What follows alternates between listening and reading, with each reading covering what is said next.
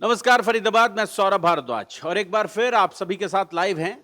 मसला वही है कि इस शहर को भ्रष्टाचार घुन की तरह खा रहा है। कल माननीय मुख्यमंत्री नायब सिंह फरीदाबाद थे, एफएमडीए की बैठक थी और बैठक में एक बार फिर वही मसला उभर कर सामने आया कि शहर में साफ पानी के पीने की लाइन और गंदे पानी के निकासी की लाइन नहीं डल पाई। और बड़ी योजना थी, अमृत योजना के तहत ये काम होना था, लगभग 150 करोड़ रुपए का काम था। 80% से ज़्यादा की पेमेंट हो गई, लेकिन काम शायद बमुश्किल 40% भी नहीं हुआ। और उसके बाद कल माननीय मुख्यमंत्री ने ठेकेदार ब्रजगोपाल और तत्कालीन चीफ इंजीनियर दोनों के खिलाफ एफआईआर के आदेश दिए। उसी पर बातचीत करेंगे। हमारे साथ हैं कमल सिंह तंवर, समाज सेवी हैं, लगातार शहर को जागृत करते रहते हैं बड़े बड़े मुद्दों पर। कमल जी नमस्कार। जय श्री राम। जी। जय श्री सौरभ जी, मैं तो बड़ा आश्चर्यजनक हूँ, परंतु सैनी जी से हमें एक उम्मीद भी जगी है कि देर आए दुरुस्त आए। नहीं तो ये जो ब्रजगोपाल कंस्ट्रक्शन कंपनी है, इसको कैसे ये हमारा प्रशासन झेल रहा, किस तरह से अधिकारियों की संलिप्तता है। नहीं, इसकी जो 160 करोड़ के आसपास का ये वर्क है जो हमारे यहाँ हुआ पल्ला क्षेत्र में, अमृत पेज योजना जो है, उसकी क्वालिटी ऑफ वर्क देखी जाए ना, तो बिल्कुल एक घटिया स्तर की है और जो कभी चलेगी भी नहीं, शायद उसकी पूर्ति होगी नहीं, ऐसी उसने कार्य किए हैं। तो मैं तो कहता हूँ कि एक तो साधुवाद है मुख्यमंत्री जी का, उन्होंने कम से कम संज्ञान तो लिया ऐसे भ्रष्ट लोगों के खिलाफ। परंतु मैं उनसे यही आग्रह करूंगा कि वो कम से कम एक एसआईटी गठित करें और इसके वर्क की भी जांच कराएं, ना कि ओवर पेमेंट के ऊपर। जो ओवर पेमेंट के ऊपर मुझे जानकारी लगी है कि शायद ये एफआईआर के आदेश जो दिए हैं ओवर पेमेंट होने की वजह से, पर इसके क्वालिटी ऑफ वर्क जरूर चेक करें। नहीं तो वो पानी पैसा ये समझो मिट्टी में दबा है, बेकार गया है, वेस्ट गया है। इसी तरह का बांध परियोजना देखी होगी आपने, हमारी बांध रोड परियोजना है सैयदपुर और पल्ला की सीमा पे जो बनी, उसके हमने इतनी शिकायतें की हैं, लोकायुक्त में अब भी मैटर है। हमें तो ऐसे लड़ना पड़ता है इन मामलों को, सार्वजनिक कामों को भी, कि एक तो ये फिर टारगेट करते हैं, अरे भाई ये शिकायतें करते हैं। हम शिकायतें नहीं, हम तो स्वागत भी करेंगे यदि वो अच्छे काम करें, क्वालिटी वर्क करें, टाइम बाउंड काम करें, तो हम एप्रिसिएशन देंगे उनको। हम तो केवल केवल यही क्वालिटी सुधारने के लिए, टाइम फ्रेम में लाने के लिए वो उनकी शिकायतें करते हैं, परंतु वो हमें टारगेट करते हैं कि ये तो हैबिचुअल वो हैं।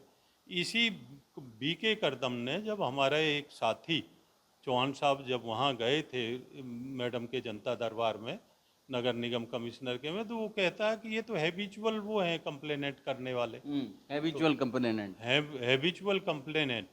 तो यही सीएम विंडो में हम मतलब कितनी बार शिकायतें करते हैं, मजाक बना के रख दिया इन्होंने सीएम विंडो। कमल जी सबसे बड़ी बात, कल बहुत याद किया गया विधायक नीरज शर्मा को। 2020 में विधायक नीरज शर्मा ने पहली बार चिट्ठी लिखी थी हाँ, और ये हमने कहा था कि ये जो ब्रजगोपाल कंस्ट्रक्शन कंपनी है, पूरे हरियाणा में जो काम कर रही है, इसके कामों की गुणवत्ता जांच लें और इसके काम करने के तरीके को जांच लें। क्योंकि आपको ध्यान होगा, वो जो वर्लपूल से लेकर और सारन चौक तक की जो सड़क का निर्माण था, वो जी अटका जी हुआ हाँ था। जी जी बिल्कुल। एचएसआईडीसी के पास वो फाइल थी, जी, तो उन्होंने जो जितने में टेंडर छोड़ा था, और उससे बाद में जब एचएसवीपी ने टेंडर छोड़ा, 41 करोड़ का शायद फर्क था हाँ, होगा। 41 करोड़ रुपए का फर्क था और उस हाँ पर ये ब्रजगोपाल कोर्ट चला गया। हाँ जी जी जी। तो ये इसने हाई कोर्ट की शरण ले ली और स्टे करवा दिया, और वो 2.5-3 साल वो सड़क ऐसे ही टूटी पड़ी रही। जब जब जाते थे तब तब कहते थे कि जी इस पे स्टे चल रहा है, और बाद में संत कबीर कुटीर में बैठाकर इसको धमकाया गया, तो जाके इसने वो अपना स्टे वापस लिया। हाँ, वो आज पता लगा था मुझे भी, हाँ, नीरज शर्मा जी के माध्यम से ही, क्योंकि ये शायद मुख्यमंत्री जी के मध्यस्थता की वजह से इसने वापस लिया था। नहीं, इनकी संलिप्तता देखो ना ऐसे भ्रष्ट बाद में जब ठेकेदारों की। कमल गुप्ता जी शहरी निकाय मंत्री थे, तो उन्होंने वहां हिसार में इसकी चोरी पकड़ी और उस पर भी बड़ा हल्ला हुआ, और उसके बाद भी ये कहा गया कि इसके कामों की जांच कराई जाए, तब भी चिट्ठी लिखी गई। अब फिर उसे दोबारा टेंडर कैसे दे देते हैं, और इसे बजाय ब्लैकलिस्टेड करने की बजाय, इसे जेल में अंदर डालने की बजाय, उसे वो फिर से कैसे नए नए ठेके दे देते थे, ये सोचने का एक प्रश्न है। अब जब 41 करोड़ तो वहाँ सीधा सीधा ये खा रहा था, तो वहाँ अब अमृत योजना का इसे क्यों दिया गया? ये एक गंभीर विषय है, सोचने के विषय हैं। और नहीं तो ये भी सतबीरा जैसे जो 200 करोड़ का जिस तरह से घपले हुए, ये भी हजारों करोड़ का इस तरह से घपले करेगा। हम तो थक चुके हैं, लोगों को चेताते हुए, सरकार का संज्ञान लाते हुए। ये हमें जो विरोधी कहते हैं, हम कह रहे हैं कि कोई भी अच्छा काम करें, हम इनका स्वागत भी करेंगे, हम नागरिक अभिनंदन भी करेंगे इनका। आज देख लीजिए, रेफर मुक्त फरीदाबाद के लिए भाई किस लिए लड़ रहे हैं लोग? एक ट्रामा सेंटर के लिए ही तो। परंतु उसको किस तरह से नज़रअंदाज कर रहे हैं स्थानीय नेतृत्व हैं हमारे। क्यों उनकी ये गरीबों की पीड़ा क्यों उनकी संज्ञान में नहीं आ रही है, क्यों नहीं समझ पा रहे हैं? तो ये एक सोचने का विषय है। और इस पे तो जो विशेषकर हमने अमृत योजना पे और बांध रोड परियोजना पे हमने बहुत काम किया है। मेरे साथ जो मेरे बड़े भाई बैठे हैं, RN चौहान जी, जो हमारे RTI विंग के हमारे अध्यक्ष हैं हमारी NGO में, तो वो आपको बड़े डिटेल में बताएंगे इसमें। चौहान साहब नमस्कार। नमस्कार। चौहान साहब, क्या कहती हैं आपकी पोथियां? ये जो सरकार से सूचनाएं आई हैं, क्या बता रही हैं? सौरभ जी, पहले तो मैं आपके चैनल के माध्यम से माननीय मुख्यमंत्री जी को धन्यवाद करता हूं कि उन्होंने कम से कम 6-7 साल के बाद में इस प्रशासन में एक किसी आदमी के खिलाफ FIR करने का आदेश दिया है। रही बात फरीदाबाद में काम की, मैं तो ये कहूँगा कि मैं इस उम्र में कम से कम 10 साल से फरीदाबाद में हो रहे भ्रष्टाचार की शिकायत एक एक्सीएन से लेकर और मुख्यमंत्री महोदय तक कर चुका हूँ। उस पर एक एक नहीं है, मुख्यमंत्री जी को मैं 9 बार CM विंडो के माध्यम से रिमाइंडर दे चुका हूँ, उसके बावजूद भी वहाँ कोई कार्रवाई नहीं होती। मैं कमिश्नर महोदया के पास जाके उनके खुले दरबार में कंप्लेन करता हूँ, तो वहाँ पर मुख्य अभियंता महोदय हैं BK करदम जी, वो कहते हैं कि मैडम ये तो शिकायत करने का आदी है। मैं वहीं पर खड़े होकर भरे सदन में मैंने कहा, मैडम मैं शिकायत करने का आदी हूँ। इन्होंने मेरा 12 लाख रुपया ज़मीन में दफन कर दिया, क्या मैं FIR नहीं करूँगा? अब ये तो है हमारे यहाँ नालियों की हालत। 6 साल पहले नाली बनाई गई, आज तक किसी नाले में नहीं जोड़ी गई, वो नाली ख़त्म हो गई, नाली है ही नहीं वहाँ पर। वो 12 लाख रुपया गया और हम लोगों ने जो सफ़र किया वो एक अलग बात है। इसके बाद आते हैं हम इस अमृत योजना पर। 157 करोड़ रुपए की एक बड़ी लाभप्रद योजना थी, हमारे फेवर की योजना थी, परंतु फरीदाबाद के ठेकेदार ने, यहाँ के प्रशासन ने इस योजना को मिट्टी में मिला दिया। इससे बल्कि मैं तो ये कहूँगा कि ये 157 करोड़ रुपया जनता का मेहनत का पैसा ज़मीन में दफन हो गया। खा गए जमीन में? क्यों खा गए? इस पैसे को खाना ही हम तो कहेंगे, क्योंकि जनता के काम नहीं आ रहा है। तो ये पैसा पूरा खा गए मिलके बंदर बांट करके, और जनता के काम किस बिल्कुल नहीं आया है। अगर इसकी अब रही बात शिकायत की, तो ये योजना हमारे यहाँ काम शुरू हुआ था फरवरी 2019 में, और सिंस बिगनिंग जैसे ही ठेकेदार ने काम शुरू किया, मैं उसी टाइम से कमिश्नर साहब को कंप्लेन कर रहा हूँ कि इसके अंदर ये शिकायत हो, ये कमी आ रही है, ये कमी आ रही है, नीचे बेस नहीं डाला जा रहा है, पाइप जोड़े जा रहे हैं, खुदाई में कोई प्रोटेक्शन नहीं है, वहाँ पर कोई लेवल नहीं है। अगर आप किसी भी सीवर लाइन को आप देखें, लेवल में नहीं पड़ी है। मैन होल जो है सारे अंडुलेटेड हैं, कोई ऊंचा है कोई नीचा है। गलियों में खुदाई करके इन्होंने टाइल को डिसमेंटल किया और उस टाइल को रीस्टोर नहीं किया। मिट्टी को भरने का तरीका है कि मिट्टी भरी जाएगी, उसको कंपैक्ट किया जाएगा वाटरिंग पानी डाल के और दुरमुस करके, कुछ भी नहीं किया है। सरप्लस मिट्टी भी वहाँ से नहीं उठाई गई, गली में ढेर के ढेर लगे रहे। नतीजा ये हुआ गलियाँ ऊंची हो गई और उन गलियों को किसी को टाइल बिछा के रीस्टोर नहीं किया गया। और सबसे बड़ी मज़े की बात है, नगर निगम प्रशासन पैसे कमाने की दृष्टि से पहले टाइल बिछाता है गली में, देखिए पहले टाइल बिछा देता है, रोड बना देगा, और उसके तुरंत बाद सीवर वाले से कह रहा है तुम खुदाई कर दो, पब्लिक को परेशान करने के लिए। खुदाई करके सीवर वाला चला जाता है, खड्डे बंद नहीं करता, मिट्टी उठाता नहीं है, पाइप के जॉइंट नहीं करता। कितनी भी शिकायत दे दो, कुछ भी करो, कोई कार्रवाई नहीं है। अब हमने आरटीआई भी लगा ली। आरटीआई में जानते हो कि वो हम ही तो सरकारी अधिकारी बैठे हैं। आज 2021 की आरटीआई का 100 कॉज नोटिस जारी कर दिया है कमिश्नर ने एसआईसी से, लेकिन कोई जवाब नहीं है, कोई अधिकारी जवाब ही नहीं देता। मैं कंप्लेन करता हूँ, कोई जवाब नहीं है। यहाँ एक छवि हमारी ज़रूर बना दी है कॉलोनी में, आसपास क्षेत्र में, कि आरएन सिंह चौहान जो है शिकायत करने का आदी है। वो शिकायत किसी भी चीज़ पर शिकायत लगा देता है। चलो शिकायत करता ही कहा, अच्छा हुआ आपको ब्लैकमेलर नहीं बताया कि आप ये शिकायतें लगाते हैं, इसलिए लगाते हैं कि कोई आपको पैसा देकर जाए, कोई आपको आप उनको दबाते हैं, उनके आर्म ट्विस्ट करते हैं और उनसे ब्लैकमेल करने की कोशिश करते हैं। नहीं, ऐसा है जो आपने कहा ना ब्लैकमेलर की बात, इस बात को तो मैं तो कह रहा हूँ कि तुम जो है हमें ब्लैकमेलर कहो, लेकिन उसको साबित तो करो हमें। आप हमें साबित करो, हम ब्लैकमेलर अगर हैं तो हमें जी साबित करो। कभी अगर कोई पैसा किसी ने दिया है बताए हमें।